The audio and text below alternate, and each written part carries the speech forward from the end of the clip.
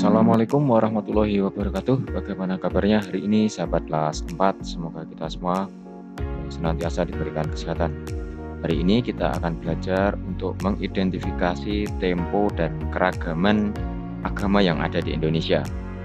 Tujuan pembelajaran yang akan kita capai yang pertama, siswa dapat menjelaskan apa itu tempo dan siswa dapat mengidentifikasi keragaman agama yang ada di Indonesia. Tentunya tujuan pembelajaran ini bisa kita capai jika memperhatikan dengan sungguh-sungguh. Selanjutnya mengerjakan soal latihan yang ada di kolom deskripsi dari video ini. Baiklah, sebelum kita mulai belajar, marilah kita berdoa. Menurut agama dan keyakinan masing-masing, berdoa disilahkan. Selesai. Baiklah, kita mulai pembelajaran hari ini. Simak baik-baik videonya sebagai berikut.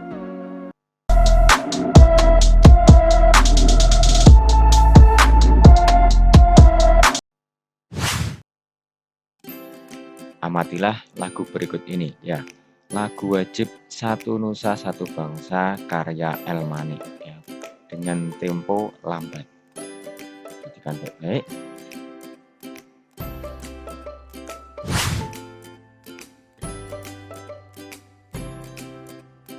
Nah, tahukah kamu apa itu tinggi rendahnya nada? Berikut ini urutan tinggi rendah nada pada notasi angka.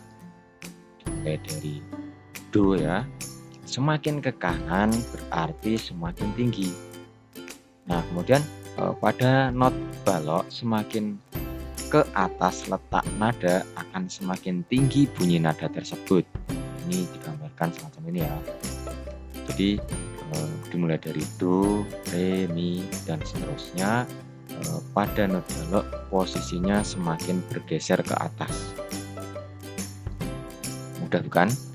Nah, ini kalau dibalik ya, semakin ke bawah berarti semakin rendah. Perhatikan notasi lagu Satu Nusa Satu Bangsa. Di bagian kiri atas lagu terdapat tulisan tempo sama dengan lambat.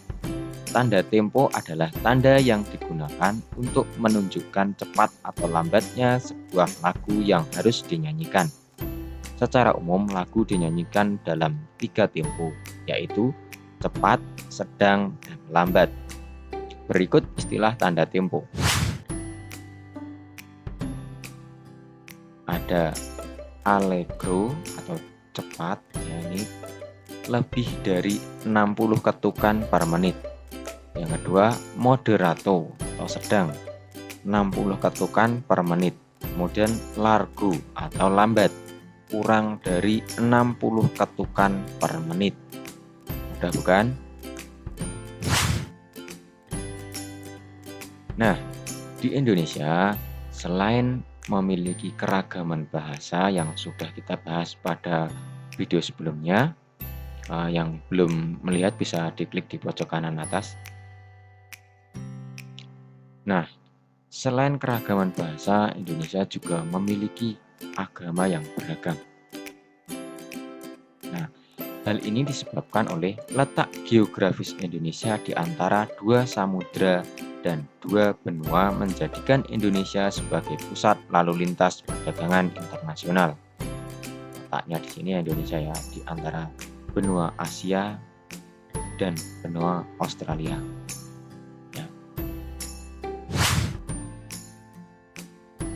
Salah satu akibatnya terjadi persebaran agama dari para pedagang asing yang berdagang dan singgah di Indonesia.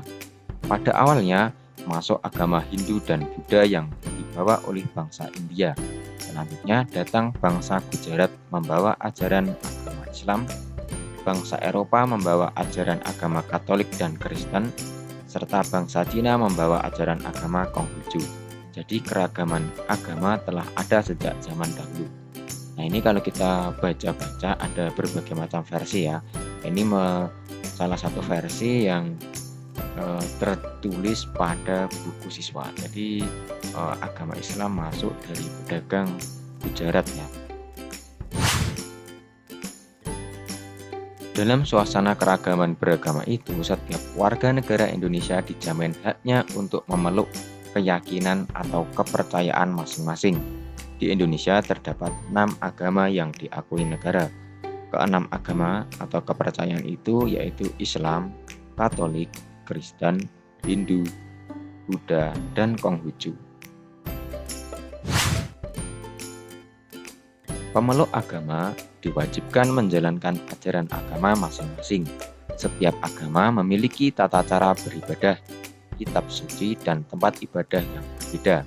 Negara memberikan kebebasan bagi semua pemeluk agama untuk menjalankan ibadah sesuai ajarannya masing-masing. Ini tercantum dalam pasal 29 Undang-Undang Dasar 1945 ya.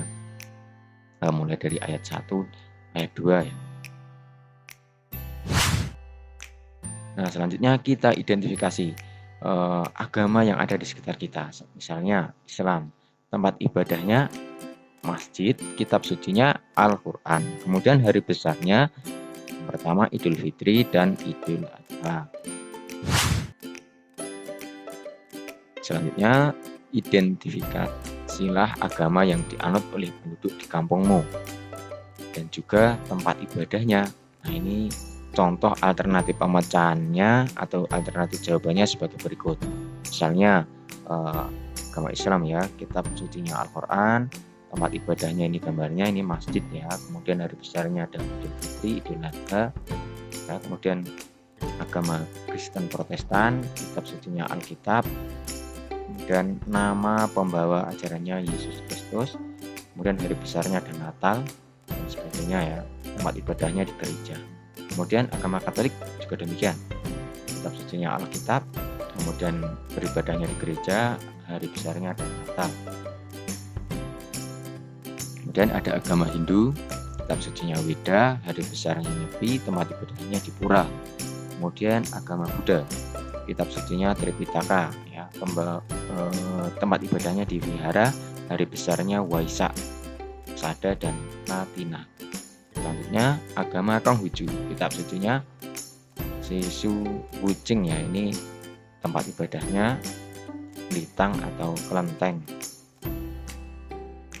Nah, demikian sahabat kelas 4 pembelajaran singkat pada hari ini, semoga bisa bermanfaat. Selanjutnya soal latihan bisa dikerjakan pada kolom deskripsi dari video ini.